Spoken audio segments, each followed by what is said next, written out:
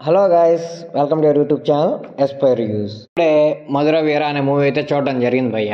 ఈ మూవీ చూశాక నా ఒపీనియన్ చెప్పాలంటే అంతేం లేదు భయ్య. Movie outdated story, outdated performance, అంతా ఎప్పుడో తీయాల్సిన మూవీస్ అన్నీ ఇప్పుడు 2024లో ఓటీటీలు తీసుకుంటున్నాయి అనమాట.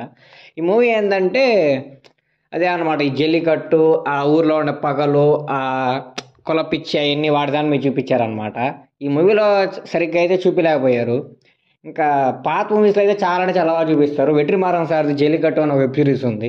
అందులో అయితే అసలు జల్లికట్టు వాటి మీద అయితే చాలా బాగుంటుంది అనమాట. అసలు ఇదైతే ఏమంత లేదు. హీరో కూడా నాకు అంత ఏం నచ్చలేదు అసలు. అతను అంటే చాలా ఎలివేషన్ ఇచ్చారన్నమాట. బాబు వస్తున్నాడు, బాబు వస్తున్నాడు. హీరో అంటే ఇంకెవరో ఏదో అనుకున్నాను. అతను దిగాక చూస్తే మైండ్ పోయింది నాకు. అంటే బాడీ పరంగా పర్సనాలిటీ కట్అవుట్ అంతా ఓకే, కానీ యాక్టింగ్ నాకు ఎందుకో ఓవర్ యాక్టింగ్ లాగా అనిపించింది. అండ్ తన ఫేసు, ఆ ఎక్స్ప్రెషన్స్ కూడా నాకు ఎందుకో సరిగ్గా అనిపించలేదు. హీరోయిన్ అంటారా అంటే ఆ హీరోకి తగ్గట్టే సెలెక్ట్ చేసుకున్నారు హీరోయిన్ని కూడా. హీరోయిన్ కూడా అంత మంచిగా అంత గొప్పగా అయితే ఏమీ లేదు. అంటే అసలు హీరోయిన్గా కాదు, ఏదో మన తెలుగు మూవీస్లో హీరోయిన్కి అక్క క్యారెక్టర్ గానో లేకపోతే వదిన క్యారెక్టర్ గానో చేస్తారు కదా యాక్ట్రస్, అలా ఉందన్నమాట ఆ హీరోయిన్ కూడా. సో నేను ఎందుకో హీరోయిన్ కూడా పెద్ద కన్విన్స్ కాలేకపోయాను. ఇంకా పర్ఫార్మెన్సెస్, వాళ్ళ క్యాస్ట్ కల్పించారు కదా, వాళ్ళ పాత వాళ్ళ యాక్టింగ్ ఏమన్నా బాగుందా అంటే అది కూడా అంతేం లేదు. ఈ సినిమాలో సముద్రకని గారికి ఒక మంచి మెయిన్ క్యారెక్టర్ ఉందన్నమాట.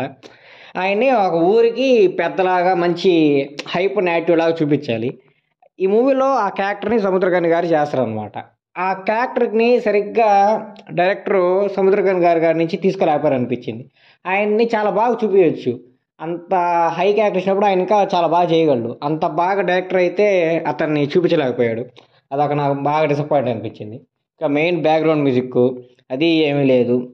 ఇంకా జల్లికట్టు ఆ ఊరు గురించి, ఏంటది, ఆ ఆట గురించి ఏమైనా బాగా చూపించాడా అంటే అది బాగా చూపించలేదు.